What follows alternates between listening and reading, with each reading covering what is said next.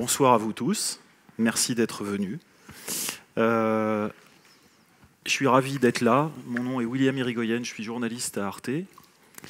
La personne qui se trouve à ma droite est évidemment Géraldine Schwartz, j'aurais dû commencer par ça, qui a écrit ce livre, Les Amnésiques. Avant d'entamer cette discussion, que j'espère la plus intéressante et la plus captivante possible, pour nous et évidemment pour vous, je voudrais, parce qu'il faut faire comme à la télé, il faut remercier d'abord, avant de commencer, les représentants de la Fondation Candidat. Merci d'avoir sponsorisé cet événement. Sans vous, cette rencontre n'aurait certainement pas pu avoir lieu. Donc merci beaucoup et merci donc au public d'être venu. C'est un exercice à la fois intéressant et difficile. Ce soir, je ne vous cache pas. Vous avez en face de vous deux personnes, un homme et une femme, ça ne vous aura pas échappé. Nous sommes tous les deux, Géraldine et moi, journalistes. Nous appartenons tous les deux à la même génération et nous avons un point commun, mais Géraldine a un temps d'avance sur moi, c'est qu'elle est concernée par l'histoire de sa famille et qu'elle a fait des recherches sur l'histoire de la famille, ce qui est aussi mon cas. Nos deux familles respectives n'appartenaient pas du tout au même spectre, ni national, ni politique. Voilà. Mais c'est bien du livre de Géraldine dont nous allons parler ce soir. Alors je disais que c'est un exercice assez compliqué, parce que ce livre, quand est-ce que vous l'avez écrit, Géraldine ? 2017. 2017. Donc, imaginez-vous que ce livre date d'il y a 5 ans. Imaginez-vous le nombre d'interviews auxquelles Géraldine a participé. Donc je vous prie d'abord de m'excuser par avance. Il y aura sans doute des questions qui vont être un peu similaires à celles de mes confrères et consoeurs qui jusque-là vous ont interviewé. Moi, mais le livre reste d'actualité, malheureusement. Mais le livre, et je pense qu'on va effectivement en parler. Moi, je pars toujours du principe, qui est peut-être pas un bon principe, mais je l'assume. Je pars toujours du principe que les personnes qui se trouvent en face de nous n'ont pas forcément lu ce livre. Ils en ont peut-être entendu parler. Et justement, à la lumière peut-être de toutes les interviews auxquelles vous avez répondu, et qui vous ont fait peut-être voir votre propre livre un peu différemment, comment, tout simplement, est-ce que vous le présenteriez à cette noble assemblée de ce soir ? Alors, d'abord, merci beaucoup, William, pour cette présentation. Et j'espère bien qu'on vous recevra bientôt pour votre livre et votre récit familial. Et justement, dans mon cas, ce qui m'avait poussé à écrire ce livre en 2017, c'était pas l'histoire familiale. C'était l'envie de raconter comment la société allemande s'était transformée depuis l'après-guerre. Et j'avais envie de raconter cette histoire parce que j'avais envie, en fait, de dire que c'est possible de changer. C'est possible de changer une société et on n'est pas condamné toujours à retomber dans les mêmes schémas. Et que peut-être que le modèle allemand serait intéressant et pourrait inspirer d'autres pays, c'est-à-dire se servir du passé pour renforcer sa démocratie. Je pense que beaucoup de pays en ont besoin et que beaucoup de pays encore aujourd'hui en Europe, mais pas seulement, rechignent à faire leur travail de mémoire. Donc, il y a un malentendu général sur la corrélation entre travail de mémoire et démocratie. Voilà, donc ça c'est l'essence de ma motivation. Alors, tout de suite, je vais m'arrêter sur une expression, parce qu'il se trouve que vous en parlez dans votre livre. C'est justement, et là, c'est votre côté français qui a parlé. Vous avez dit « travail de mémoire ». En Allemagne, on ne dit pas ça. On dit pas exigence de mémoire. Il y a d'autres formulations. J'aimerais bien que vous en parliez, justement, parce que ça situe un peu différemment ce rapport à l'histoire, cette courroie de transmission qui doit être importante, cruciale, donc dans la transmission de l'histoire. Comment on dit en Allemagne ?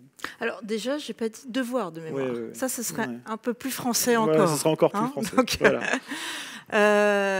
Alors bon, en allemand, il y a beaucoup de termes. Il y a Erinnerungskultur, Erinnerungspolitik. Alors, je ne sais pas si vous comprenez l'allemand, mais je pense que oui. Verteidigungspolitik. Et puis il y a surtout Vergangenheitsbewältigung. Coming to terms with the past. Ça c'est en anglais. En français, gérer le passé, Ouais. ça se complique. Mais ça se complique dans toutes les langues. Dans toutes les langues, le livre a été traduit dans pas mal de langues. Et il y avait deux termes qui étaient très difficiles à traduire. C'était Mitläufer et Vergangenheitsbewältigung. Et la multitude d'expressions qui existent en Allemagne sur en fait, cet acte de s'intéresser au passé, de se pencher sur son passé, Aufarbeitung, Geschichtsaufarbeitung aussi, me rappelle un peu le cas des Inuits qui ont beaucoup de termes pour décrire l'état de la neige. Ils ont aussi, je ne sais pas, 10 termes. Et donc, pour moi, voilà, c'est assez symptomatique de l'intérêt que l'Allemagne a porté à cet acte de se pencher sur son passé. En français, bon, il y a politique mémorielle, travail de mémoire, mais très longtemps, c'est quand même devoir de mémoire qui a dominé. Et donc, c'est Erinnerungspflicht. Et rien que ce terme, en fait, qui est très français, raconte la genèse du travail de mémoire en France, qui est un travail qui a été imposé d'en haut. D'où de devoir. On impose quelque chose. Alors, dans ce livre, moi, je vous propose tout simplement d'en tourner les pages et puis je vais vous dire là où je me suis arrêté et ce qui m'a posé question ou ce qui a nécessité ou ce qui peut-être nécessiterait quelques explications supplémentaires à aller savoir. Tournons les premières pages du livre et il y a un personnage tout de suite qui entre en scène. Et alors ce personnage, c'est le personnage évidemment de Karl Schwarz. Au pas, le grand-père. Qu'a-t-il donc de particulier cet homme-là ? Alors, déjà, j'ai jamais connu mon grand-père paternel. Il est mort d'une crise cardiaque avant ma naissance. Et ce que je connaissais de mon grand-père, c'était surtout un portrait, une photographie qui était accrochée chez nous en France, dans le salon. Et ce que mon père m'en avait dit. Il m'en avait pas dit grand-chose, mais il m'avait dit qu'il avait été membre du parti nazi, bon quand même, sans pour autant être un nazi vraiment convaincu, parce que par ailleurs, il était aussi très hédoniste. Donc, il n'était pas, c'était pas un adhérent de la discipline nazie. Il était cette espèce de mise en scène du sadomasochisme nazi, n'était pas vraiment pour lui plaire. Mais je me suis jamais vraiment posé la question de savoir, mais alors pourquoi était-il entré au parti nazi ?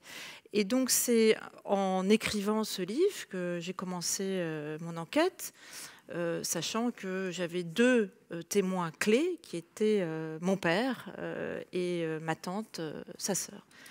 Et donc à travers eux, j'ai essayé de mieux connaître ce grand-père.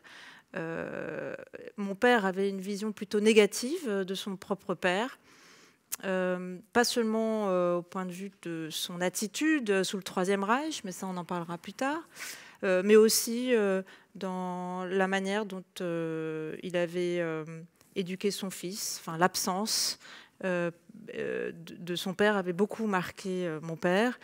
Et tandis que ma tante, elle, était beaucoup plus enthousiaste quand elle parlait de son propre père. Donc c'est toujours très difficile de parler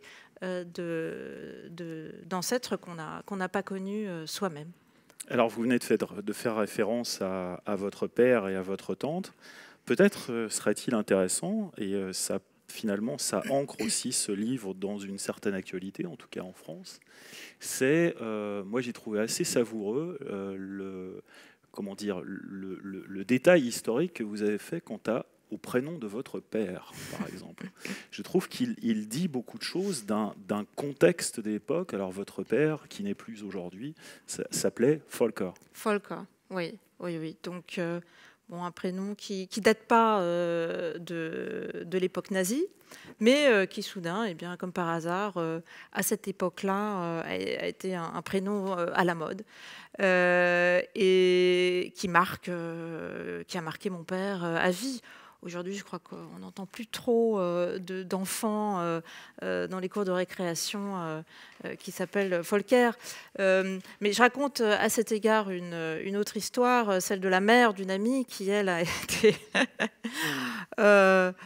vraiment pas gâtée parce qu'elle a été appelée Helmtraut. Hein, donc c'est fidélité au casque, ce qui pour une femme allemande qui avait épousé un Français et qui vivait en France était quand même lourd à porter, d'ailleurs dans les deux sens du terme. Alors revenons à ce Karl, parce que vous en avez parlé, vous avez dit ne pas l'avoir connu. Qu'avait-il donc de particulier ?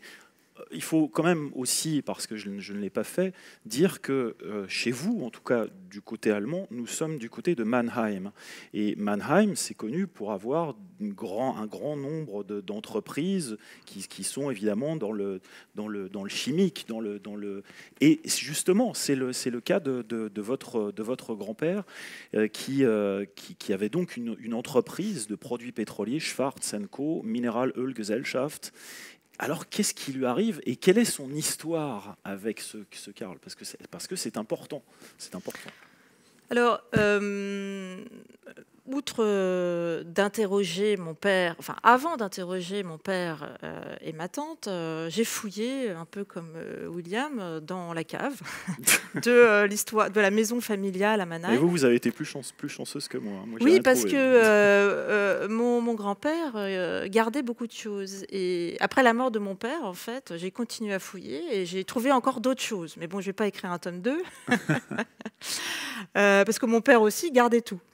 Donc, j'ai trouvé des ordners, des classeurs, des vieux classeurs que je connaissais. Je savais qu'il y avait ces classeurs. À chaque fois que j'allais à la cave chercher les confitures, je voyais ces classeurs.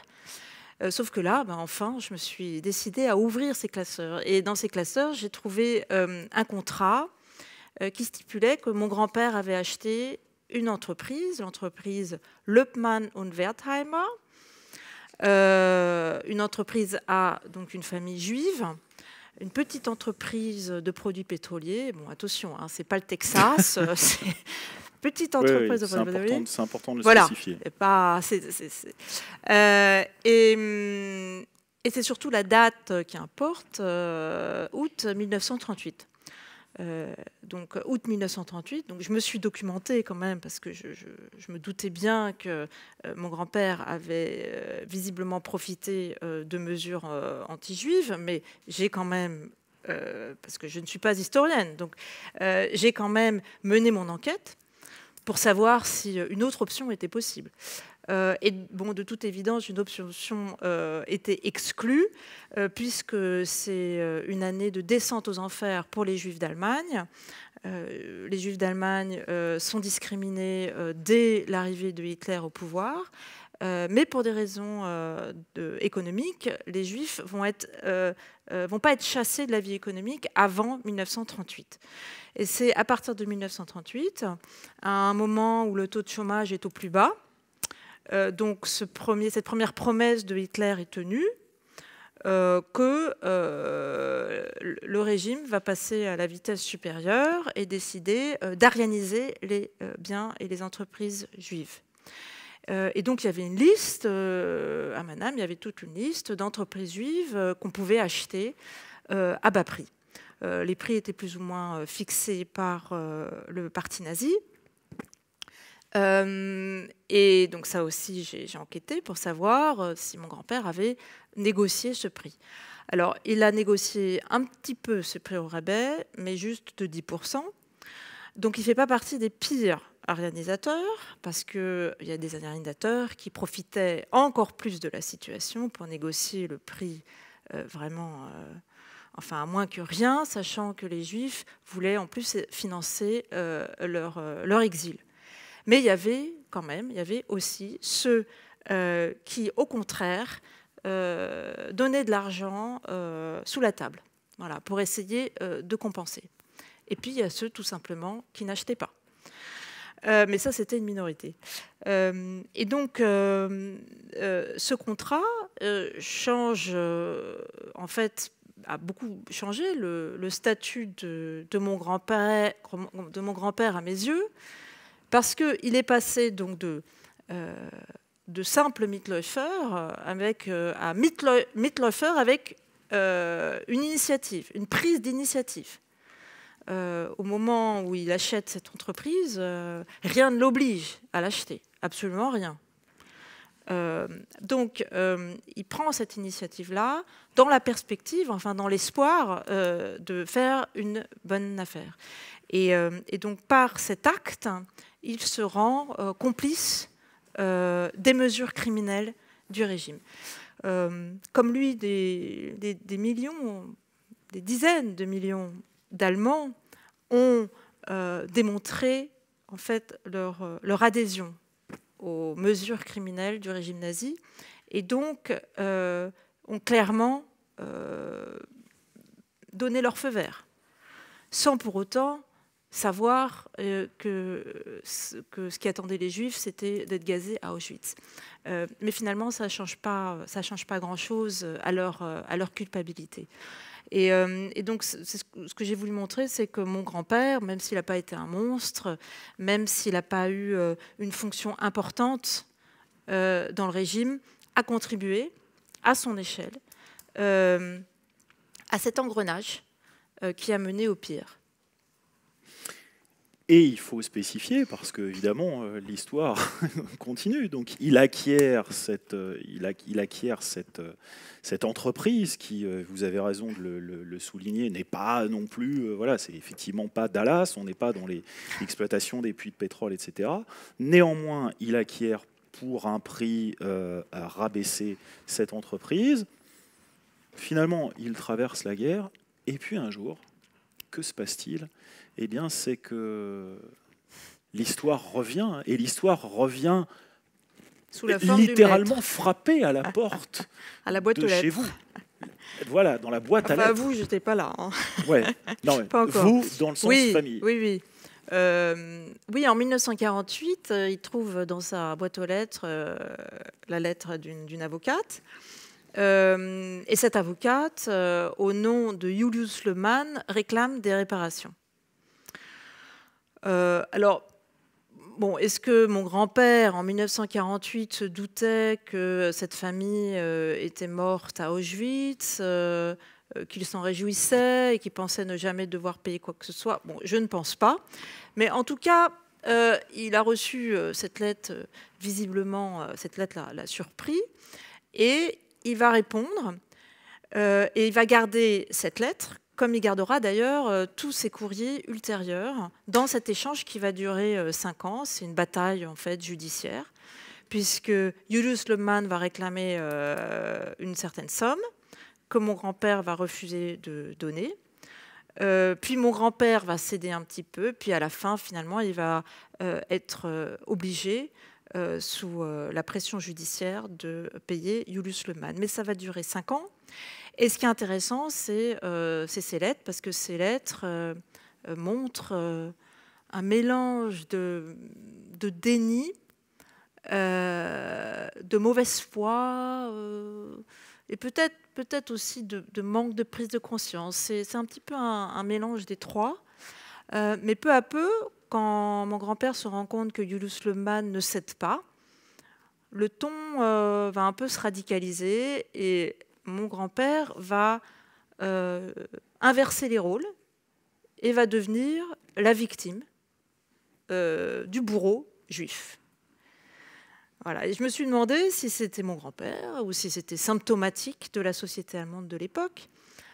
Et c'est symptomatique de la société allemande de l'époque. C'est comme ça que j'ai, grâce à ces recherches, que j'ai aussi pu mieux connaître cette société des années 50, qui est une société qui s'était réfugiée dans l'auto-apitoiement, qui se voyaient comme des victimes, alors des victimes de la guerre, des victimes d'une espèce de clique autour de Hitler qui aurait imposé ou qui aurait commis des crimes derrière le dos des Allemands, victime aussi des Alliés, des bombardements.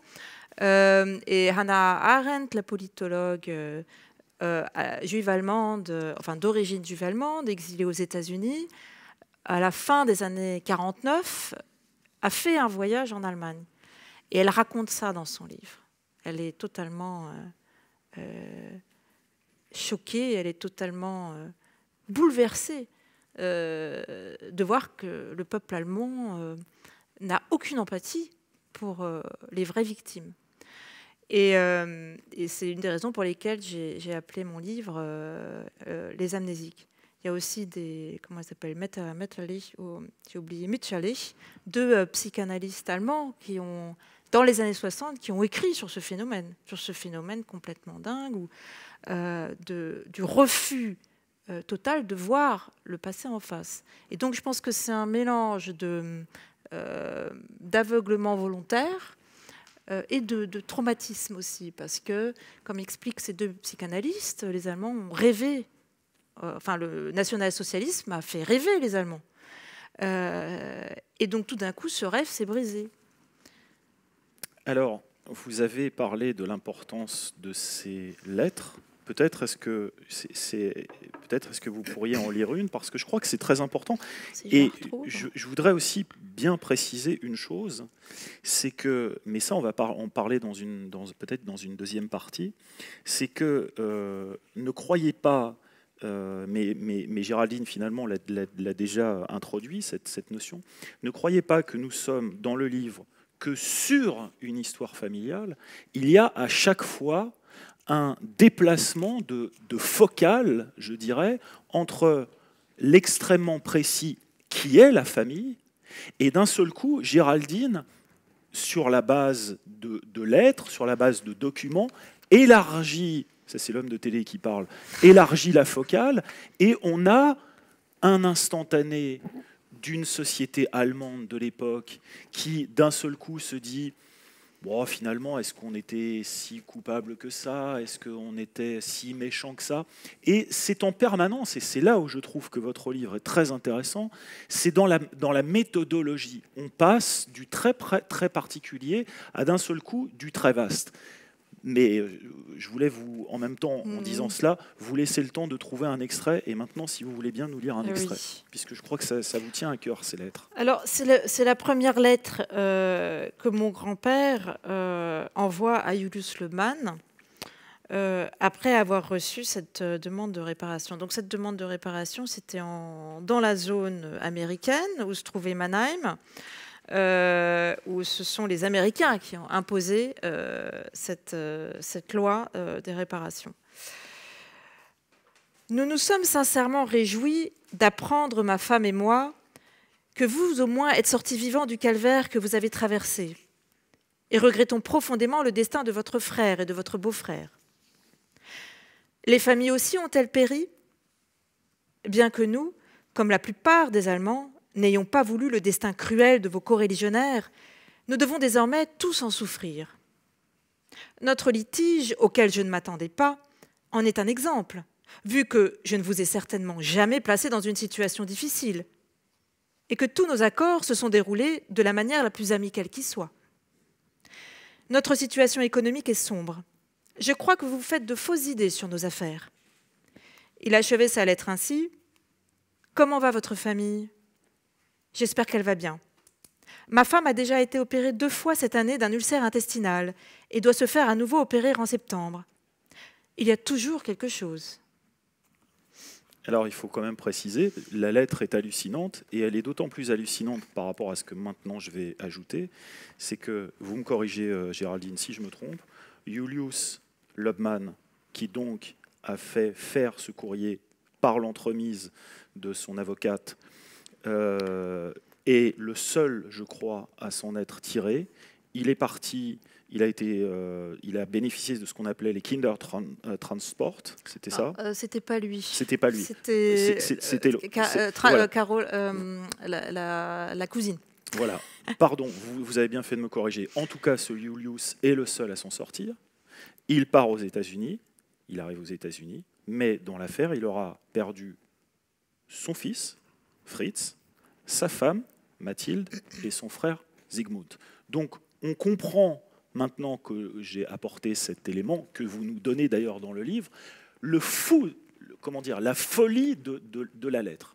Maintenant, et la question que je voudrais vous poser, c'est que, et vous en avez parlé, vous avez insisté sur le mot de Mitläufer. Moi, j'appellerais ça, c'est franchement pas une bonne traduction, mais j'appellerais ça compagnonnage de route, compagnon de route, ou accompagnant, si vous voulez.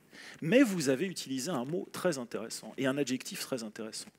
Actif. Il a été un Mitläufer actif. Or, et c'est là où je trouve que c'est très intéressant, c'est quand vous faites la focale sur, après l'Allemagne, par exemple, vous nous dites, à Mannheim, il y a eu 202 070 formulaires qui ont été passés au crible, de gens qui étaient donc inquiétés, parce que, ayant fait des choses répréhensibles. Sur les 8 823 personnes jugées, 18 furent classées Hauptschuldige, 257 Belastete, 263 Minder Belastete, 7163 Mitläufer, 122 Entlastete. Au-delà des chiffres, je trouve que ce qui est très intéressant, c'est justement ce classement, et il y a un classement, il y a, comment dire, un ordre qui échappe. C'est précisément celui de votre grand-père. Il est Mitläufer, mais il est Mitläufer actif. On le classe dans quoi? Là. Alors, malheureusement, j'ai envie de dire que c'est un Mitläufer actif, mais beaucoup moins actif que beaucoup d'autres Mitläufer actifs. Voilà. C'est là que ça se complique. Parce que justement, dans le cadre de ce chapitre sur l'arianisation, je parle d'arianisateurs qui ont vraiment gezielt, enfin intentionnellement, ont cherché des entreprises que détenaient des juifs pour mettre le couteau vraiment sur la gorge des juifs et obtenir leurs entreprises pratiquement gratuitement. Et donc, si vous voulez, mon grand-père, il a été classé Mitläufer par les autorités américaines parce qu'il n'avait pas de piston.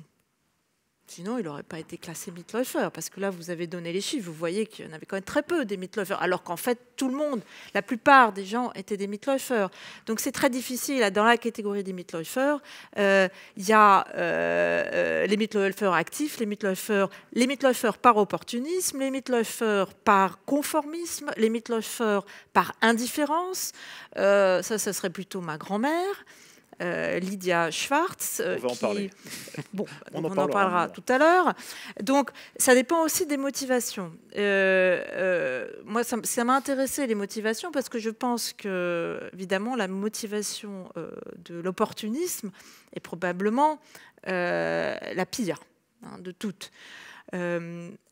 Mais, disons que par rapport aux conséquences de ces actes, de cet acte, c'est-à-dire quelles sont les conséquences de cet acte direct sur la famille Le Mann? Eh bien, il n'y en a aucune. La famille Le Mann, si elle a été assassinée à Auschwitz, c'est aussi parce que, après avoir vendu cette entreprise, qui aurait dû financer son exil à Chicago, eh bien, elle s'est retrouvée coincée. Elle s'est retrouvée coincée parce qu'elle n'a pas obtenu de visa de la part des États-Unis. Et puis, ça, je ne sais pas si elle a demandé d'autres visas par ailleurs, mais ce que je sais, c'est que beaucoup de Juifs demandaient des visas, mais n'importe où. Ils étaient prêts à aller n'importe où. Et que toutes les portes se sont fermées. Donc, je consacre d'ailleurs un passage assez long sur la conférence d'Évian de 1938, pour aussi montrer la complicité de la communauté internationale. L'antisémitisme était une maladie international, ce n'était pas juste allemand. Donc pour le Luxembourg, je ne sais pas. Si le Luxembourg a délivré des visas, ce serait intéressant d'ailleurs de savoir.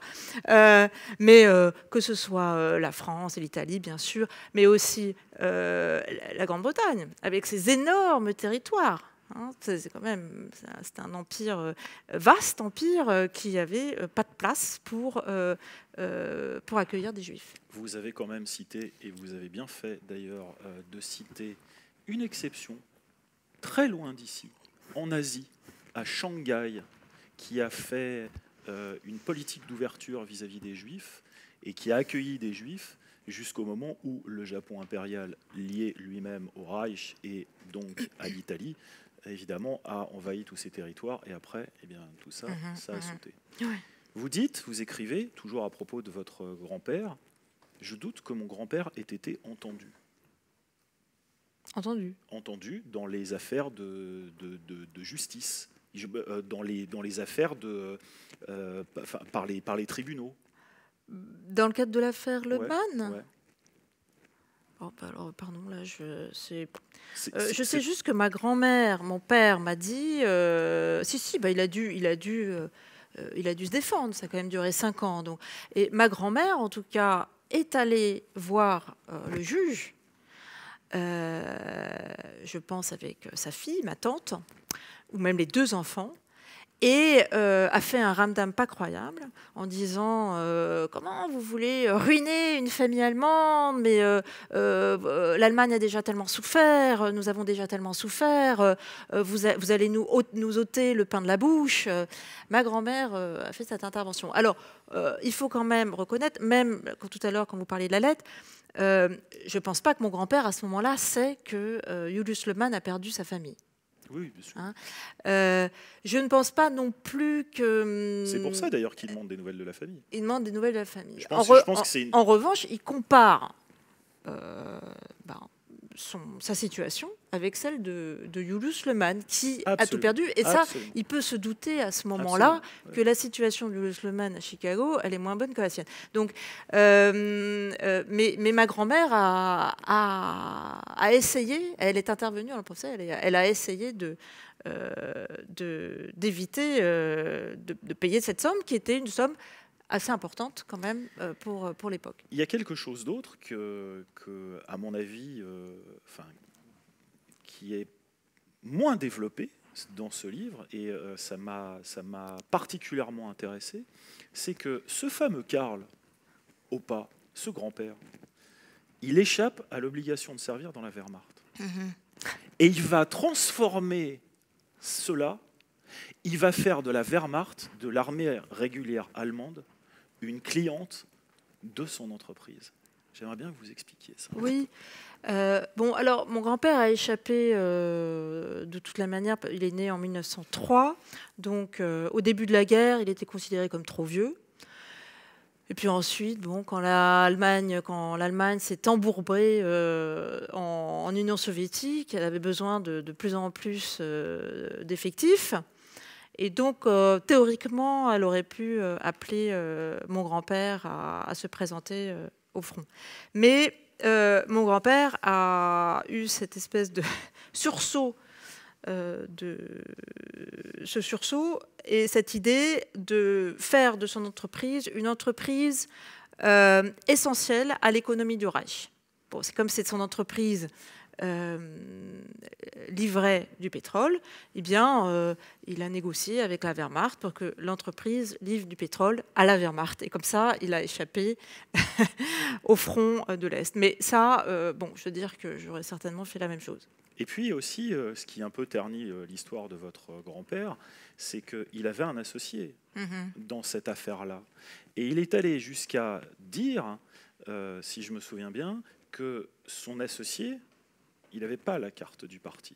Oui, Sous-entendu, moi, Karl Schwarz, je suis moins moralement répréhensible aux yeux de ce Reich de Milan, en tout cas celui qui était premier à Milan.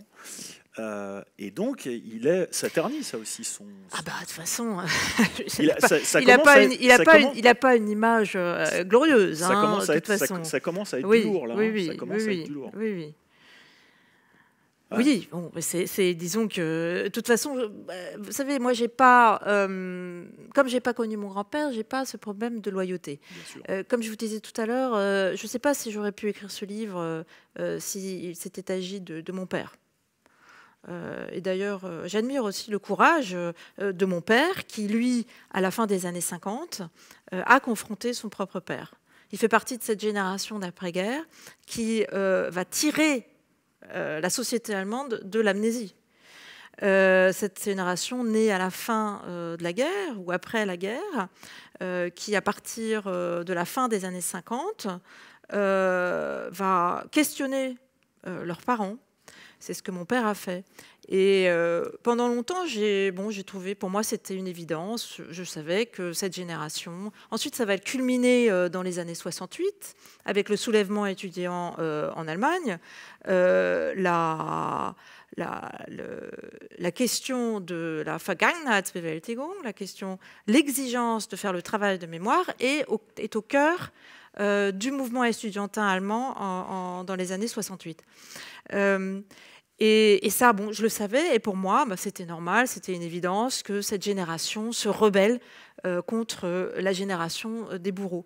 Mais c'est en écrivant ce livre que je me suis rendu compte que c'était courageux, finalement, parce que, bon, d'abord, d'autres pays ne l'ont pas fait. Je pense à l'Autriche, par exemple. Il n'y a pas eu ce soulèvement de cette génération contre les parents. Et avec les conséquences qu'on connaît. Et donc, je suis infiniment reconnaissante à cette génération d'avoir eu ce courage de rompre, parce que c'était douloureux de rompre avec cette génération, de dire non, nous voulons construire une démocratie sur des bases saines, pas sur le mensonge, pas sur l'oubli, pas sur l'impunité. Et effectivement, aujourd'hui, je pense que c'est une démocratie assez saine. Alors, ce qui est intéressant, puisque vous en parlez de votre père, ce fameux Volker, et que vous rendez hommage d'une certaine manière à cette démarche que fut celle de sa génération, dans laquelle donc s'est inscrite les mouvements d'extrême gauche en Allemagne, qui d'un seul coup a pesté, a dit on veut la vérité, on veut accuser, on veut montrer du doigt, etc. Mais votre père, lui, il n'épouse pas du tout la cause politique des étudiants de l'époque. Il est en contradiction avec l'histoire du moment. Il dit contre, et ce qu'il dit contre, c'est que c'est plutôt en tout cas si j'ai bien compris, c'est plutôt quelqu'un qui défend le capitalisme, votre père. Il n'est pas du tout dans les soviets autogérés, il n'est pas du tout dans la valorisation des kolkhozes, des sovkhozes et des expériences révolutionnaires de l'époque. J'aimerais bien que vous en parliez, parce que je trouve que c'est important. Encore une fois, votre père, il est anti-époque, anti son époque. Et en même temps, il cherche des choses... Il est critique vis-à-vis de son père. Voilà, c'est ça qui est intéressant, je trouve. Alors, il n'est pas... à la fin des années 68, lui, il a déjà fait son travail de mémoire, il a déjà confronté son père. Et il a 25 ans. Et donc, il est un petit peu plus vieux que d'autres, que les étudiants. Ils commencent déjà à travailler. Mais c'est surtout après, c'est surtout dans les années 70, comme vous savez peut-être, en Allemagne, dans les années 70, il y a eu un mouvement terroriste d'extrême gauche, et il y a eu un basculement. Après le mouvement étudiant, il y a une frange de ce mouvement étudiant qui a basculé dans l'extrême gauche radicale, qui a débouché sur des mouvements carrément terroristes, Rote Armee Fraktion. Et mon père, assez rapidement, s'est distancé en fait de cette radicalisation. Mais pour moi, c'est pas du tout surprenant. Il n'est pas à contre-courant. Il est contre les extrêmes. Donc, que cet extrême soit de gauche ou de droite, c'est la même chose. Tout extrême est un ennemi de la liberté. Donc, mon père, je pense, défend la liberté. Il défend donc la liberté, mais pas une liberté imposée, une liberté décidée par chacun. Ce que je voulais dire par contradiction, c'était que quand même, dans les années 70 en Allemagne, si cette radicalisation estudiantine n'était pas majoritaire et loin s'en faut dans le pays, elle imprimait considérablement un état d'esprit à l'époque. Et donc, Oui. c'est pour ça que je parlais d'une forme de contradiction. Il n'est pas dans une contradiction totale, mais il a ça quand même chevillé au corps. Bah, disons que je pense qu'il a... je pense que toute forme d'instrumentalisation du passé, dans un sens comme de l'autre, lui faisait horreur. Donc, dans les années 70, eh bien, le passé était instrumentalisé non plus par la bourgeoisie de droite allemande comme des années 50, mais par l'extrémisme de gauche. Mais ça revient au même. Donc, contre cette malhonnêteté intellectuelle, parce que à partir du moment où on est prêt à tuer des innocents au nom de la liberté, que ce soit une liberté de gauche ou une liberté de droite, eh bien, on est prêt à tuer des innocents. Donc, ça revient au même. Donc là-dessus, je pense juste que c'est un compas moral, mais encore une fois, je pense que c'est plutôt le résultat d'une éducation que je retrouve chez beaucoup d'Allemands de cette génération, et même un peu de la génération d'après, qui est une des raisons pour lesquelles aussi je me sens bien en Allemagne. C'est que je sens qu'il y a, alors je ne sais pas pour combien de temps, mais qu'il y a un compas moral. Il y a un compas moral qui cherche un équilibre. Voilà, une recherche d'équilibre, la recherche de la liberté et de la vérité, quel que soit le camp, que ce soit à droite ou à gauche. Alors, un peu comme Merkel. Vous voyez, pour moi, Merkel, voilà, c'est cette scientifique qui ne se laisse pas influencer par les luttes partisanes. Alors, un dernier mot sur votre père. C'est d'autant plus, je trouve, admirable le concernant, c'est que, bon, bah, on vient de voir qu'il venait quand même d'un milieu où l'histoire quand même est forte, où il y a quand même des choses qui se sont passées, qui sont fortes et qui sont symboliquement fortes. Mais il y a un personnage dont on a oublié d'évoquer la présence. Et cette présence, c'est Oma, c'est votre grand-mère.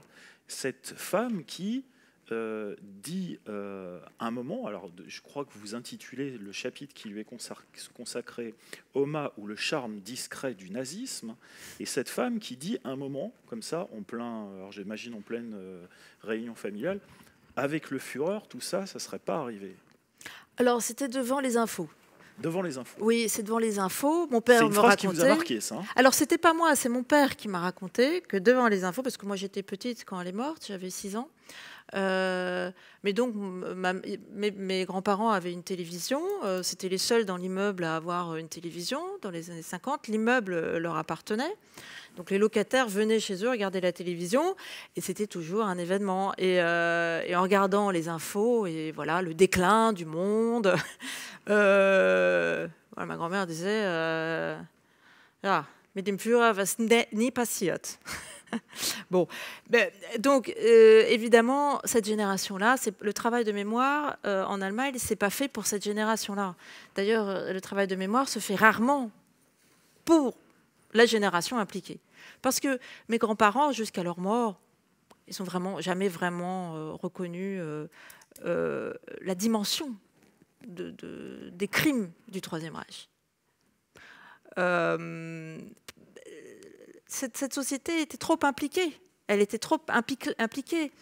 Et donc, je pense que c'était impossible de reconnaître la dimension des crimes du Troisième Reich parce qu'ils y avaient contribué. Donc, le travail de mémoire, il s'est fait vraiment pour les générations suivantes.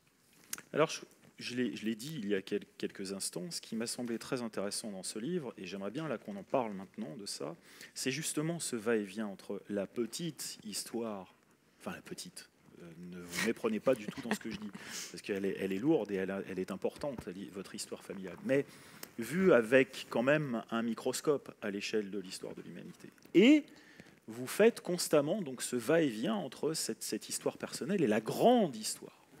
Et là, je trouve que, mine de rien, sans avoir l'air d'y toucher, vous réglez quand même un certain nombre de comptes avec une Allemagne d'après-guerre qui, ma foi, recycle quand même beaucoup de choses, qui passe à la lessiveuse beaucoup de choses, qui met des bâtons dans les roues à certains grands avocats, comme M. Fritz Bauer, qui s'accommode finalement de la, comment dire, de l'évolution des alliés, qui se dit, bon, il y a quand même le péril rouge qui arrive, donc il va falloir un peu qu'on recycle un peu tout ça.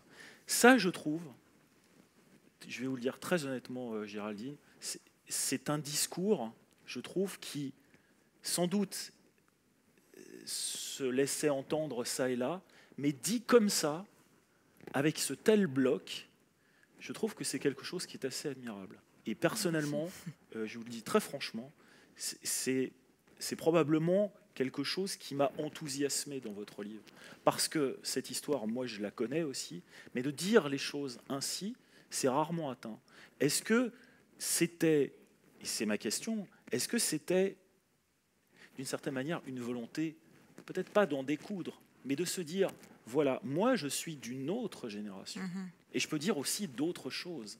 Et des choses qui n'ont pas été dites aussi clairement que celle-là. Est-ce qu'il y avait cette idée qui était en vous? Alors, non, pas forcément, mais à partir du moment où je voulais raconter une évolution, il fallait qu'il y ait un point de départ. Donc, pour comparer aujourd'hui, il faut hier. Et surtout, on a besoin d'hier pour comprendre où nous nous situons aujourd'hui, notamment pour les jeunes générations, de comprendre le travail qui a été accompli, le parcours, que ça a été long, que ça a été compliqué, que ça a été douloureux, et que ce n'était pas du tout évident. Dans les années 50, on aurait pu penser que le travail de mémoire ne se ferait jamais.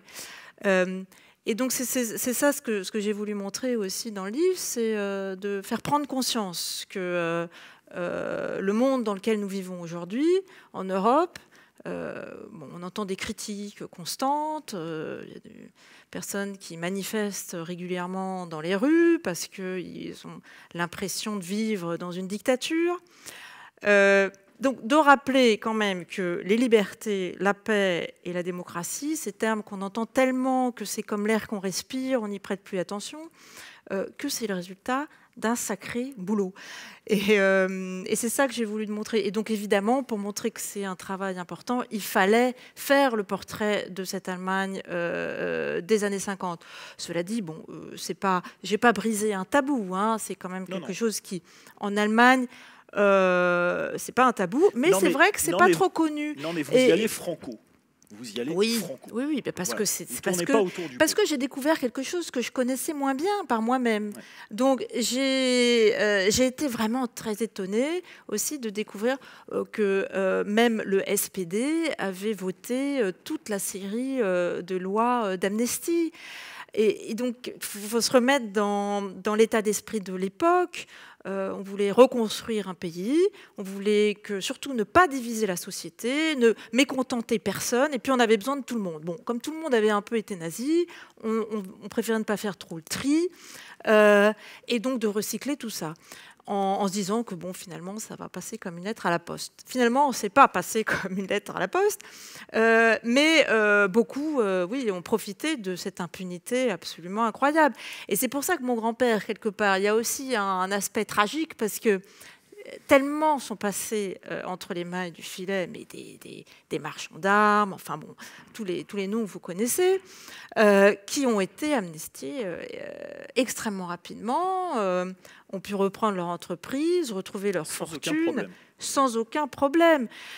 Donc il y a un décalage incroyable, évidemment, de traitement.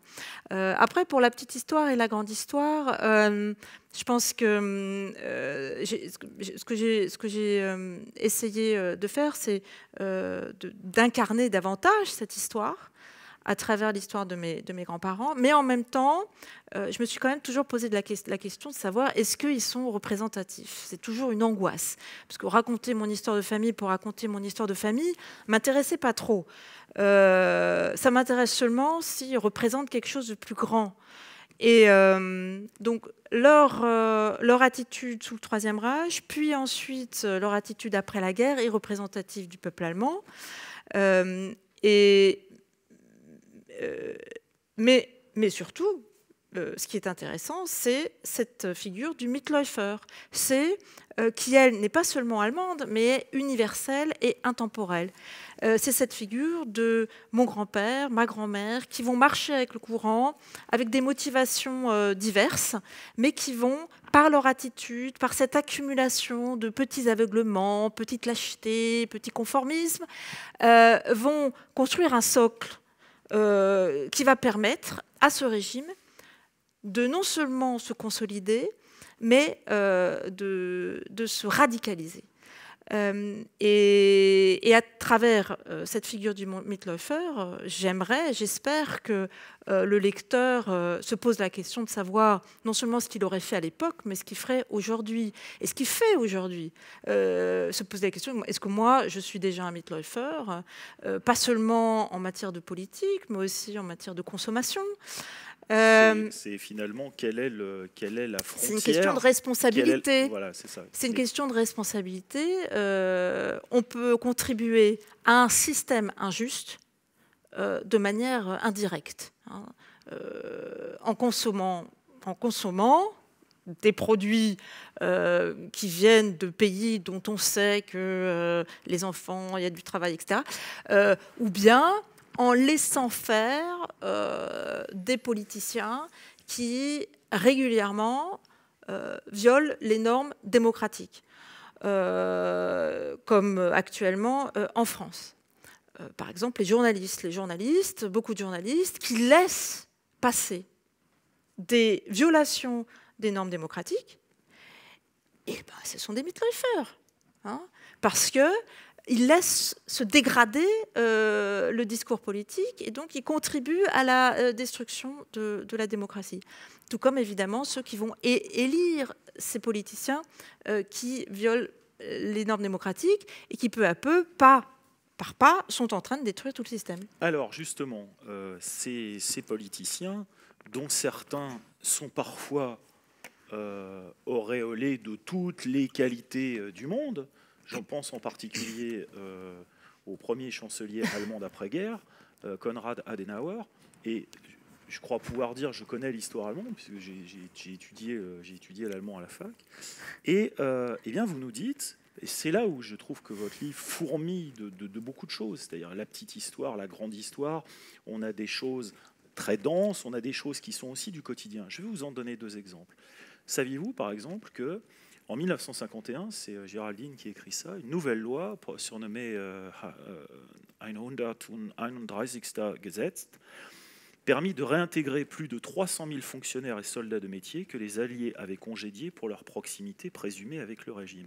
Saviez-vous, vous qui nous écoutez, que certaines personnalités de haut plan en Allemagne ont été intégrées dans les plus hautes sphères de l'État? Exemple, et là aussi je ne fais que vous citer Géraldine, Hans Globke et Theodor Oberländer. Est-ce que vous pouvez dire 2 mots sur ces personnages de sinistre mémoire?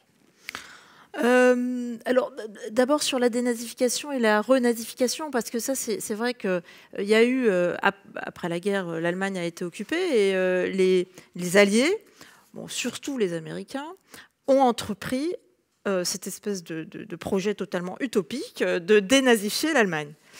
Donc ils ont commencé par classifier les nazis de Hauptschuldigte à Mitläufer. Et ça a été beaucoup critiqué, même aujourd'hui, cette dénazification, mais finalement, quand même, malgré tout, les Américains ont quand même posé des bases d'état de droit, voilà, de compréhension de ce qu'un état de droit était. Et ils ont quand même réussi à mener quand même pas mal de procès, les Nürnberger Prozesse, parce qu'il n'y en a pas eu qu'un. Je crois qu'il y en a eu 12. Mais quand en 1949, la République fédérale d'Allemagne est créée, eh bien, Adenauer, et à la demande de l'Allemagne, de la grande majorité, y compris du SPD, va dénazifier. Donc justement en votant une série de lois qui finalement annulent les lois précédentes.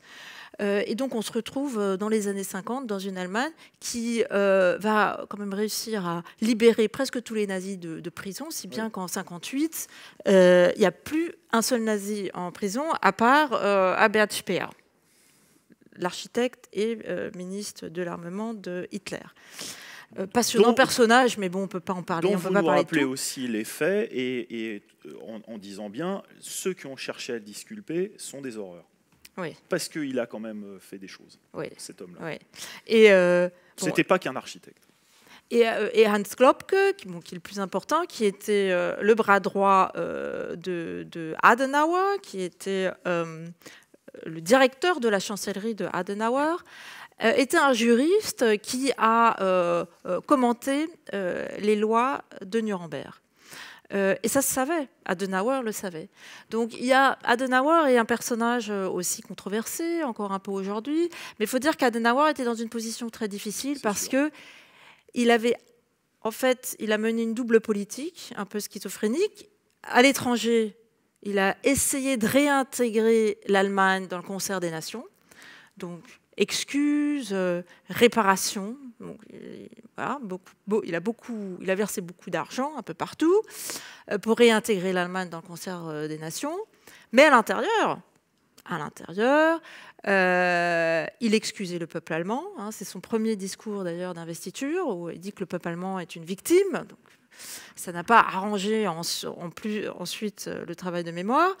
Et il a des partis politiques comme le FDP, qui est créé plus ou moins à l'époque, les libéraux, qui est un parti qui est radicalement opposé à toute forme de travail de mémoire et de prise de responsabilité historique. Donc il doit jongler comme ça.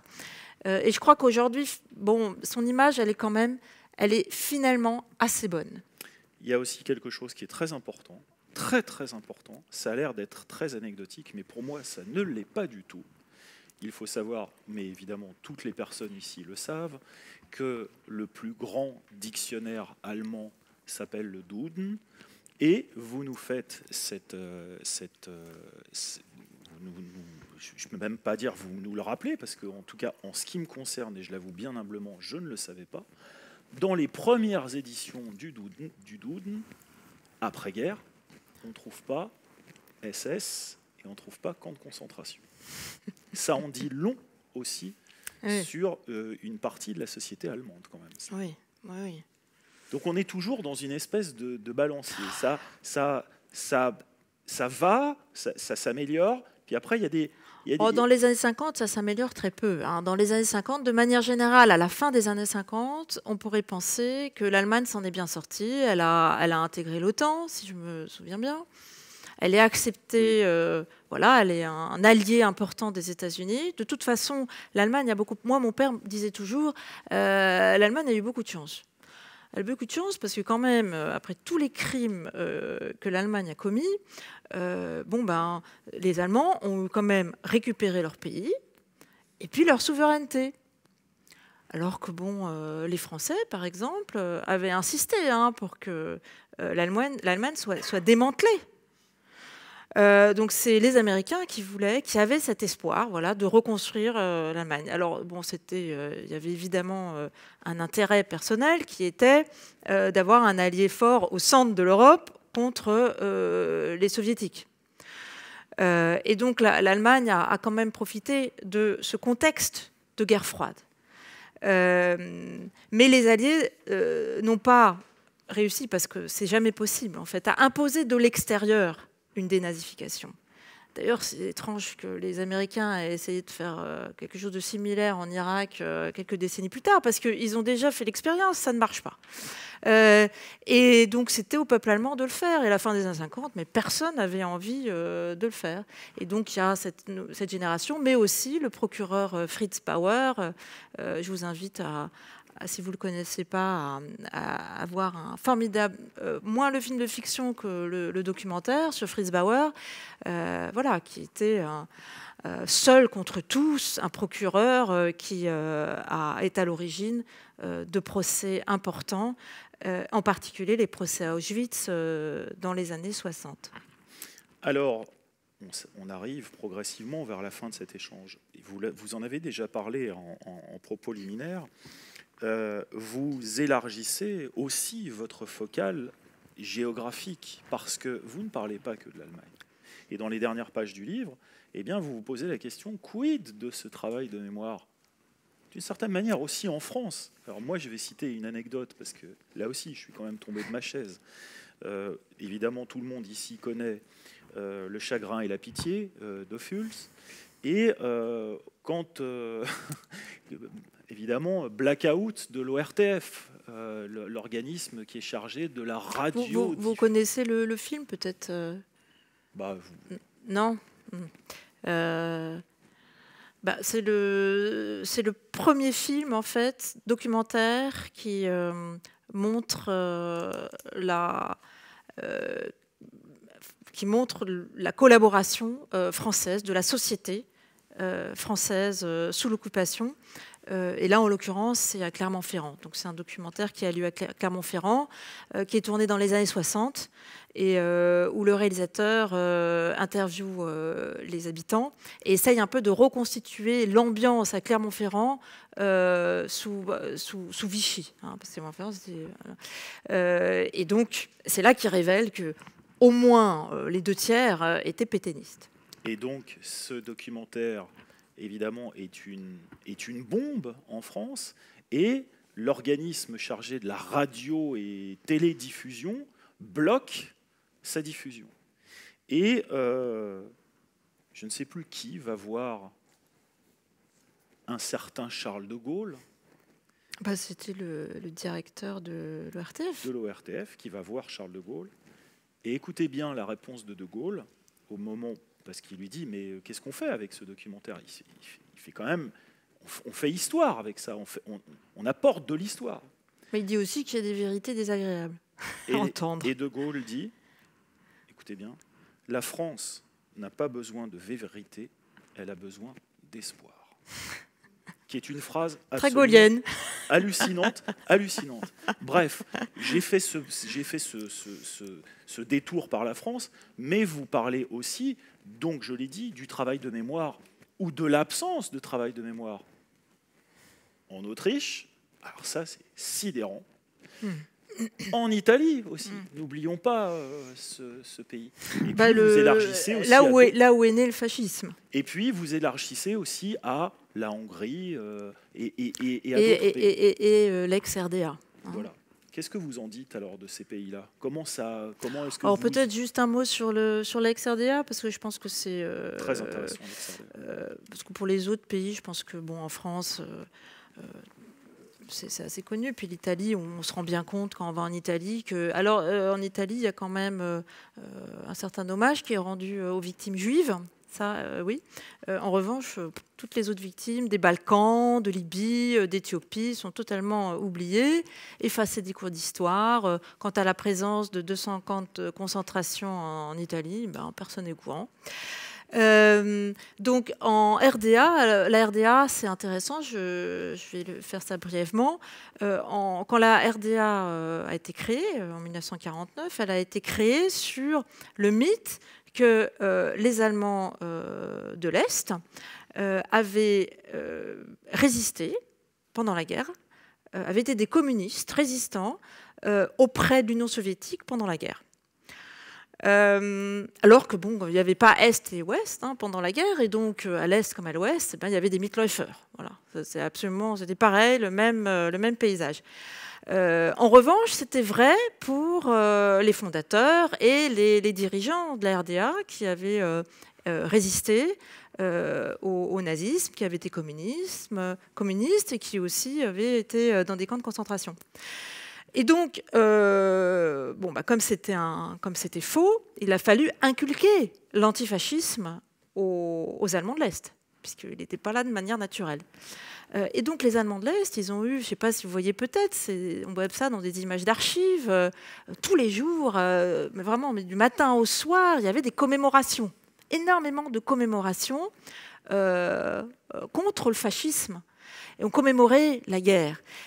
Mais on se plaçait du point de vue de la victime et des héros communistes. Donc, pendant qu'à l'Ouest, à partir, on va dire, de la fin des années 60, commence un travail de mémoire où les Allemands de l'Ouest acceptent peu à peu ce rôle du bourreau, aussi en Europe. Hein. C'est une des raisons pour lesquelles beaucoup de pays n'ont pas fait leur travail de mémoire aussi, parce qu'on a un peu...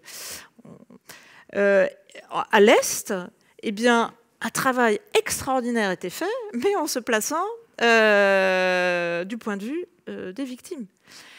Et c'est une des raisons, enfin, c'est une de mes thèses, pour lesquelles, eh bien, encore aujourd'hui, le mur n'est toujours pas tombé en Allemagne, parce que en Allemagne, l'Allemagne s'est construite sur ce travail de mémoire, sur cette responsabilisation, ce Schuldgefühl, enfin, et alors qu'à l'Est, pas du tout.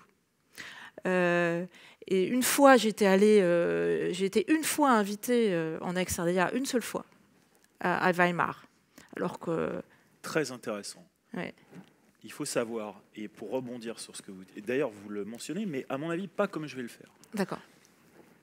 Pas loin de Weimar, puisque moi j'ai fait exactement le même périple que vous. Ah oui. Je suis allé à Weimar et je suis allé après, où ça? À Buchenwald. Mm-hmm. Et à Buchenwald, qu'est-ce qu'on voyait? On voyait que sur les panneaux qui étaient écrits, c'était la glorification des pauvres victimes communistes. Mais c'était à se demander s'il y avait eu des juifs qui avaient été internés dans ce camp de concentration. Donc, effectivement, glorification à outrance des communistes. Oui, oui, oui. Mais d'ailleurs, l'Holocauste était passé sous silence. Absolument. Mais aussi en Union soviétique et dans la plupart des pays d'Europe de l'Est qui ont, comme la RDA, fait un travail de mémoire en glorifiant le soldat communiste. C'était imposé par l'Union soviétique, hein, ce travail de mémoire. Ce qui explique, et puis après j'arrêterai, mais ce qui explique aussi pourquoi, après la chute du mur, dans beaucoup de pays d'Europe de l'Est, pour se débarrasser de ce diktat mémorial, eh bien, on a cherché d'autres héros. Et malheureusement, les héros qui avaient précédé le communisme, c'était des héros fascistes. Donc, en Hongrie, on continue à les glorifier. Toute dernière question, Géraldine, avant de laisser la place aux questions du public, bien évidemment. Je voudrais savoir si, aujourd'hui, avec le temps, et aussi par rapport à la génération que vous représentez, qui est aussi la mienne, vous vous sentez, allez, je vais y aller un peu fort, en paix avec l'Allemagne. Je vous pose la question parce que il y a cette phrase, et je dois vous dire combien elle m'a bouleversé, cette phrase, et je veux l'encadrer, cette phrase. Vous expliquez, vous dites, l'histoire de mon lien avec l'Allemagne est celle d'une relation fiévreuse et ambiguë, où l'exaltation le dispute à l'agacement, la confiance à l'appréhension, le respect à l'ennui. Alors, je trouve que c'est une phrase absolument merveilleuse. Mais est-ce que ça veut dire que ce bouillonnement, qui a sans doute été le vôtre par rapport à cette histoire familiale et plus généralement, ce qu'on a dit pendant 1h30 du pays, est-ce qu'aujourd'hui, vous avez l'impression d'être, d'une certaine manière, en paix ?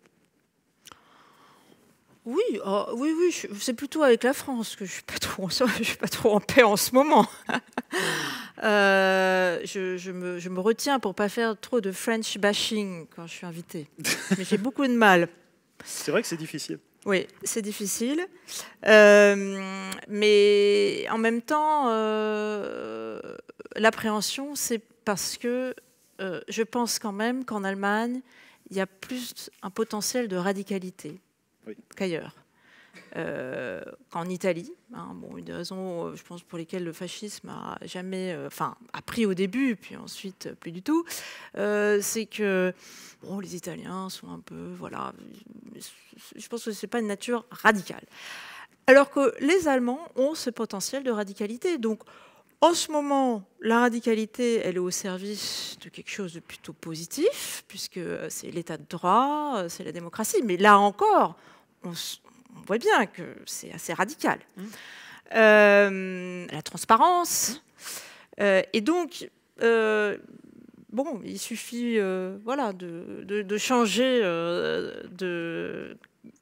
que la norme soit plus celle de la démocratie, pour que la radicalité soit peut-être au service d'une cause bien moins réjouissante.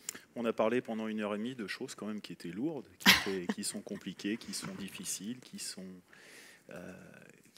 sont encombrantes.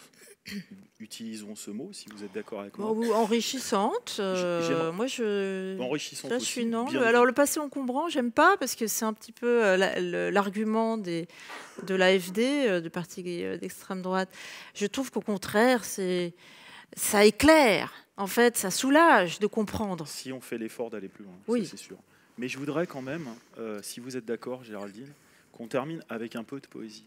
Parce que les deux dernières pages, sur les 2 dernières pages, en tout cas de cette version que j'ai lue, donc au Libre Champ, chez Flammarion, il y a un poème de Lotte Kramer, et j'aimerais bien que vous disiez qui c'est. Et puis après, je vous propose, moi, d'en lire la version anglaise, et vous, si vous voulez bien, de lire la version française. Vous êtes d'accord? Tout à fait. On va finir par une note poétique qui est un petit peu lourde aussi. Hein. Ouais, qui est lourde aussi. C'est pas léger. Mais... Vous pouvez dire Lotte Kramer? Oui, alors Lotte Kramer, c'est... En fait, quand j'ai découvert que mon grand-père avait organisé cette entreprise, la première réaction que j'ai eue, c'est qu'est-il advenu à cette famille Leubmann et Wertheimer. Et j'ai fait des recherches et je suis tombée sur une cousine de la famille Leubmann, qui, elle, a bénéficié du Kindertransport, qui était un transport d'enfants accueilli par la Grande-Bretagne juste après 1938. Et donc, je suis allée en Angleterre. Elle avait 92 ans quand je l'ai rencontrée. Et c'est elle qui m'a aidée à reconstruire le trajet des Leubmann après la vente de l'entreprise. Et Lotte Kramer a toujours été en souffrance et elle a trouvé un moyen d'alléger ses souffrances en écrivant des poèmes. Alors, je vais vous lire en anglais. Ça s'appelle Silence. Today the river slinks like oil, hardly a current in its mud, as autumn leaves scroll on its face. I left them in their blinding talk to meet adopted path and sky, and bend the grass for light and space. Here I can hold the air with birds, still, solitary in their flight, without man's calculated race. Now only sun and water rule, unchallenged over silent pain, and the birds thrive over grey swan. Silence. Aujourd'hui, le fleuve est d'huile, à peine un courant dans le limon. À sa surface, des feuilles d'automne glissent. Je les laissais à leurs paroles aveugles, partis élire d'autres chemins essieux, et fendre l'herbe, saisir la lumière et l'espace. Ici, je peux étreindre l'air et ses oiseaux, silencieux, solitaires en vol, loin de la course préméditée des hommes. À présent, seul règne le soleil et l'eau, sans partage sur une peine muette, et soudain, jaillit le cri d'un cygne gris. Lotte Kramer. Merci beaucoup, Géraldine. Je voudrais, comme on fait à la télé, vous indiquer quelques livres aussi qui sont dans une thématique approchante. J'imagine que vous les avez lus. Horst Krüger, un bon Allemand, roman traduit de l'allemand par Pierre Fouché. Il s'ouvre sur une citation de Bertolt Brecht et qui, je trouve, convient très, très bien à votre travail. Géraldine, je vous livre la phrase. Dans la lutte contre le mensonge, bien sûr qu'il faut écrire la vérité et celle-ci ne doit pas être quelque chose d'ordre général, ni d'élevé ou d'équivoque, car tel est justement le mensonge, général, élevé, équivoque. Et puis l'autre livre, c'est Tania Krasniansky, vous pardonnerez ma prononciation, Enfants de nazis. Voilà, les enfants de Himmler, Göring, Hess, Bormann, Heuss, Speer et Mengele. Je vous remercie infiniment et maintenant, place à vous.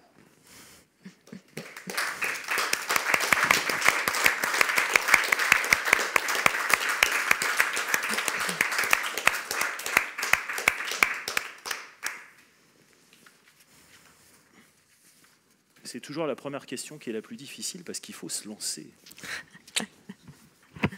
Ah.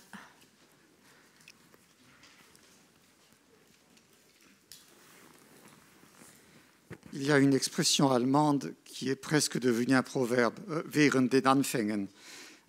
Est-ce que c'est quelque chose qu'on peut imaginer un jour dans la culture française? Pardon, j'ai pas compris le proverbe. Während den Anfängen. Während den Anfängen. Oh là là. Ça, c'est très allemand comme expression. Mais c'est presque, je dirais, une expression de la vie quotidienne entre-temps. Ah bon? Donc ça prouve que c'est vraiment quelque chose qui est dans la mentalité des gens entre-temps. Während den Anfängen. Oui. Est-ce que vous pouvez m'aider un petit peu avec ce proverbe? Vous l'emploierez même pour dire à un enfant de bien se tenir, mais ça veut dire faites attention au premier pas. De façon à dire, effectivement, d'un premier pas, c'est déjà aller trop loin. Ah oui. Et c'est devenu tellement courant dans la vie quotidienne que c'est vraiment quelque chose de mentalité courante. Je me demandais si en France, on peut imaginer la culture française acceptant cette attitude. Bah, écoutez, je vais plutôt vous renvoyer la question parce que j'ai l'impression que vous connaissez ce proverbe mieux que moi. Parce que j'ai en train de réfléchir à la portée de ce proverbe. Tu vois, toi, la portée de ce proverbe? C'est peut-être parce que, justement, c'est ma culture française. Je ne le comprends même pas. Faites attention au début. Ou réfléchissez avant de faire un pas. Ah, d'accord. J'avoue, comme Géraldine, mon inculture quant à cette phrase. Ah oui. C'est très intéressant. Ah oui, oui, oui. En tout cas, à méditer à l'évidence. Ah oui, oui, oui. Merci. Et merci. Mais c'est une expression qui date de quand? D'après la guerre? Je dirais que c'est une expression qu'on emploie probablement depuis une vingtaine d'années. Mais je pense que c'est passé dans l'éducation au niveau des manuels scolaires depuis une vingtaine d'années. Mais je pense que ça existait dans la société déjà avant à un autre niveau. Ça continue pas avec der Schuss ist Fruchtbare aus dem Discours. Pas du tout.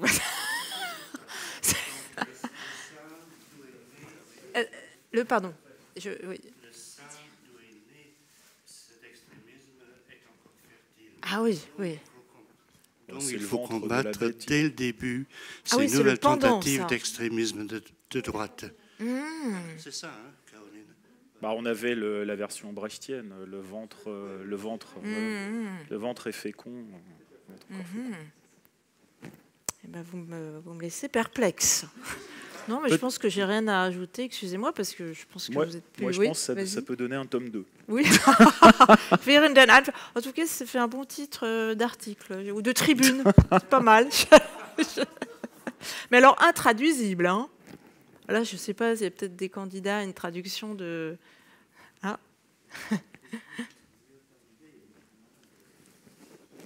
Voilà.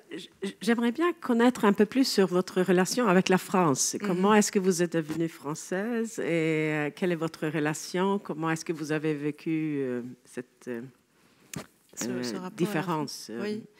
Je suis née à Strasbourg d'une mère française et j'ai grandi en France. Donc moi, j'ai été éduquée en France, dans le système scolaire français jusqu'au lycée, non, jusqu'au collège. Et au collège, j'étais dans un lycée international. Et j'explique dans mon livre, je consacre un chapitre qui s'intitule « Journal d'une franco-allemande » où je parle de cette difficulté de la double culture. J'en ai parlé aujourd'hui dans des écoles au Luxembourg où je suis intervenue et je me suis rendu compte que c'était vraiment générationnel, un problème générationnel qui n'existait certainement plus aujourd'hui. Mais à l'époque, et bon, enfin, ah ben non, t'es pas franco-allemande, des fois j'oublie. Mais je pouvais pas. Moi. Allez, oui, à l'époque, dans les années 80, je me souviens très bien de la germanophobie ambiante en France. Qui était très forte. Et moi, j'allais à l'école primaire et on m'appelait souvent Salboche. Je me souviens d'une scène dans une école où on montrait un film sur la Première Guerre mondiale qui s'est terminé par la victoire de la France et tout le monde a hurlé Salboche, bravo la France. Bon. Donc, c'était pas facile de porter cette double culture. Et d'ailleurs, j'ai arrêté de parler allemand avec mon père. Bon, d'ailleurs, j'en porte encore les conséquences, entre 8 ans et 14 ans. Donc j'ai eu un refus quand même, un refus de l'allemand. Mais grâce au lycée international, où j'étais en section allemande et où j'ai eu la chance de rencontrer des profs qui avaient été de la même génération que mon père et avaient aussi été imprégnés de ce devoir de transmettre. Je me suis réconciliée avec l'Allemagne grâce à ces profs qui étaient extraordinaires. D'ailleurs, j'en parle dans mon livre, je me souviens beaucoup plus des cours en allemand que des cours en français. Donc les cours en allemand, c'était l'équivalent de Deutsch en Allemagne. Et on débattait, c'était ouvert, on se questionnait sur notre capacité justement à résister à l'influence. Est-ce que la majorité a toujours raison? Les textes qu'on lisait, c'était les textes, Günter Grass bien sûr, mais aussi Dürrenmatt, Besuch der alten Dame, ça m'a beaucoup marqué. Max Frisch, Andorra. Et en français, on lisait Stendhal, etc. Donc, et du coup, ça n'ouvrait pas du tout sur les mêmes discussions.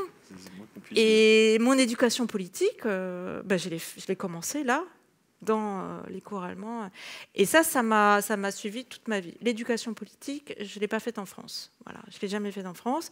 Et je pense que je me suis rendu compte consciemment, j'ai pris conscience de cette différence plus tard, peut-être à la fin de l'adolescence.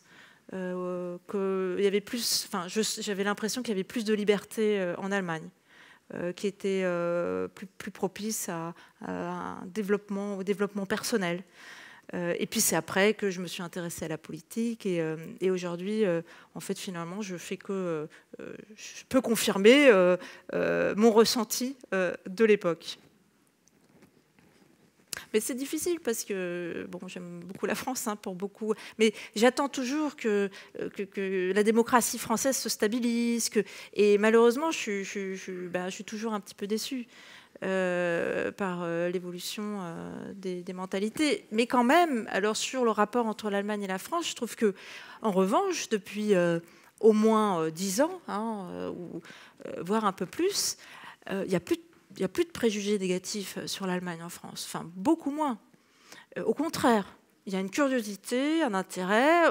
On vend beaucoup plus de sujets sur l'Allemagne qu'avant. Parce que franchement, vendre un sujet sur l'Allemagne il y a 12 ans, un documentaire, alors que... Donc il y a un véritable intérêt et aussi ça, c'est aussi un peu grâce à Merkel, une certaine admiration ou une confiance dans la stabilité de l'Allemagne. Je pense qu'aussi, puisque moi je suis français, en cette période de campagne électorale, je pense qu'il serait assez difficile d'avoir un candidat défendant certaines thèses dans le spectre politique allemand. Ah oui, ça serait impossible. Mais parce qu'il y a... on en parlait tout à l'heure, il y a un véritable cordon sanitaire en Allemagne. Les médias ont fait front. Il y a un consensus. Alors, ce qui est intéressant... Mais au-delà de ça, il y a l'exigence historique. Voilà. Oui, mais c'est au nom de cette responsabilité historique qu'il y a consensus dans les médias allemands et aussi les partis politiques. Les partis politiques sont assez solidaires pour faire barrage à l'AfD. Et c'est vrai que c'est quand même au prix d'une certaine liberté d'expression. En France, il y a plus de liberté d'expression qu'en Allemagne. Ça, il faut le reconnaître. Mais au vu des conséquences, ce n'est pas forcément le bon chemin à prendre. Monsieur, je crois. Merci. J'aimerais bien revenir au livre que malheureusement je n'ai pas encore lu, mais ce que vous avez dit m'inspire 3 remarques. La première, quand vous avez parlé du devoir de mémoire, etc., un terme allemand que vous n'avez pas cité, mais qui, à mon avis, est très important, est Trauerarbeit, qui a commencé allemand seulement à la fin des années 50. Mais c'était un mot très inspirant pour beaucoup de gens qui voulaient justement faire de la Vergangenheitsbewältigung, mais pas seulement pour comprendre, mais pour montrer la compassion, la sympathie, et pas pour essayer de justifier, etc. Mais tout simplement dire, c'était quand même nos amis, nos proches qu'on a assassinés. Vous avez... Deuxième remarque, parler, je n'ai peut-être pas très bien compris, je crois que c'était votre mère ou grand-mère qui a dit que le Führer n'aurait pas admis ça, mais c'était après la guerre. Oui, oui. Mais il semble que même pendant la guerre, quand les premières rumeurs arrivaient à certains gens qu'il y avait des camps de concentration, etc., ils ont dit c'est certainement pas possible, parce que si le Führer avait connu ça, il l'aurait interdit. C'est pas possible. Le Führer n'aurait jamais accepté, et encore moins inspiré, ce qui était la vérité, ces camps de concentration. Troisième petite remarque, si je peux me le permettre, vous avez parlé de Hans Glock et Oberländer. Hans Glock était effectivement choisi par Adenauer parce qu'il l'a tout simplement considéré comme le plus fort, le plus compétent pour diriger sa chancellerie, pour des raisons, disons, de fait acceptables, mais il n'aurait pas dû l'accepter à cause du passé. Oberländer, Adenauer a dû l'accepter, parce que Oberländer, c'est un type assez spécial. Il n'était pas du FDP, il était du DP, Deutsche Partei. FDP, c'était le parti de Theodor Heuss, le président de la République. DP était une fusion de plusieurs petits groupes, dont une s'appelait BHW, Block der Heimatvertriebenen und Entrechteten. C'était à peu près 10 millions des expulsés des anciennes provinces de l'Est, et qui représentaient 10 millions dans une population totale de 60 millions, donc une partie très importante pour l'électorat. Et Adenauer a essayé, avec Oberländer, de les regrouper parce qu'il avait besoin de ce parti, parce qu'il n'avait pas la majorité absolue au Bundestag. Il était chef d'une coalition. Et une partie de cette coalition était le parti dont Oberländer était la grande personne. Donc il a dû l'accepter, mais ce n'était pas par choix politique, dans le sens il faut quelqu'un qui comment dire, a une histoire nazie dans mon gouvernement. Oui. Il était un peu obligé. Merci, c'est tout. Merci beaucoup. Je crois qu'il y avait une question, peut-être une dernière. Merci. J'ai écouté avec beaucoup d'attention. Je crois que nous pouvons dire que nous sommes tous très admiratifs devant le travail que vous avez fait et pour votre présentation et pour le courage, bien sûr, que cela signifie. Mais en même temps, je n'ai pas lu votre livre. Le livre porte le titre « Les amnésiques ». Et nous n'avons pas, pendant cette soirée, parlé ni de l'avenir, d'accord, mais pas non plus du passé qui a précédé la période nazie. Et donc les amnésiques en Allemagne, ce n'est pas seulement ceux qui ne veulent pas se souvenir de l'Allemagne, mais il y a aussi auparavant un passé, n'est-ce pas? Il y avait la Première Guerre mondiale, et avant la Première Guerre mondiale, il y avait aussi toute une série d'événements. Et récemment, en Allemagne, on a découvert qu'il y avait eu un génocide en Namibie. Enfin, c'est assez récent qu'on l'a redécouvert, disons. Mais donc, je trouve que ce serait intéressant de voir ça dans un ensemble plus large. Et il y a en particulier un livre qui a été écrit par un écrivain allemand, exilé plus tard, le frère de Thomas Mann, Heinrich Mann, qui s'appelle Der Untertan, le sujet. Et ça fait partie de l'ensemble, je crois.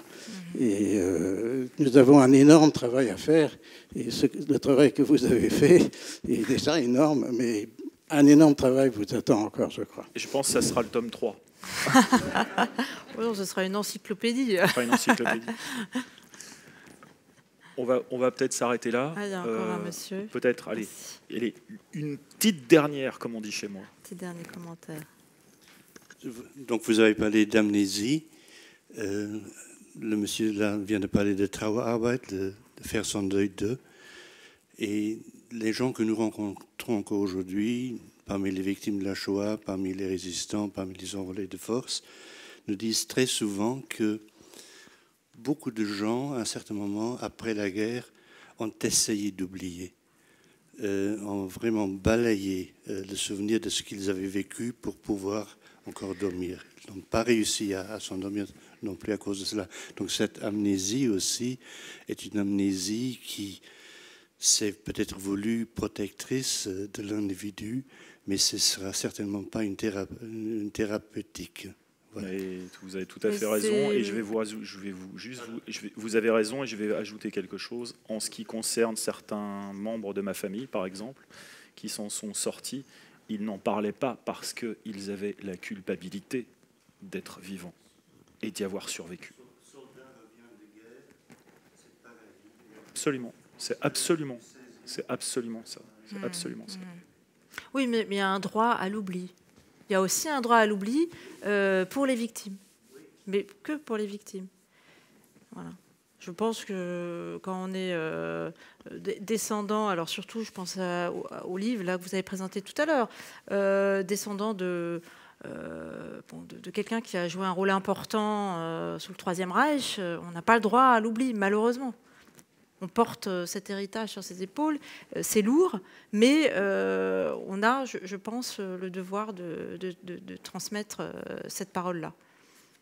Parce que l'oubli, c'est le choix qu'a fait l'Espagne en 77. D'ailleurs, je crois que ça s'appelle la loi de l'oubli. Hein. Absolument. C'est quand même dingue. Donc ce choix, comme ça, le choix d'oublier, alors quand même 30 ans après la fin de la Seconde Guerre mondiale, donc un pays qui avait quand même le temps de voir que l'oubli n'est pas la bonne solution. Parce qu'après la guerre, quand même, en Europe, beaucoup de pays ont choisi d'oublier parce que personne, enfin, c'était pas dans les mœurs hein, d'apprendre des erreurs du passé. C'est venu plus tard, cette idée qu'on peut apprendre des erreurs du passé. Et donc l'Espagne a malheureusement décidé d'oublier, mais ce sont surtout les bourreaux qui ont oublié, tandis que les victimes n'ont pas oublié. En tout cas, si vous ne l'avez pas lu, je rappelle donc le titre « Les Amnésiques » de Géraldine Schwartz. C'est plutôt la version poche maintenant chez Flammarion. Merci beaucoup. Et je voudrais remercier une personne en particulier, Olivier Franck, de toujours m'inviter. Et c'est toujours un grand plaisir, Olivier. Merci.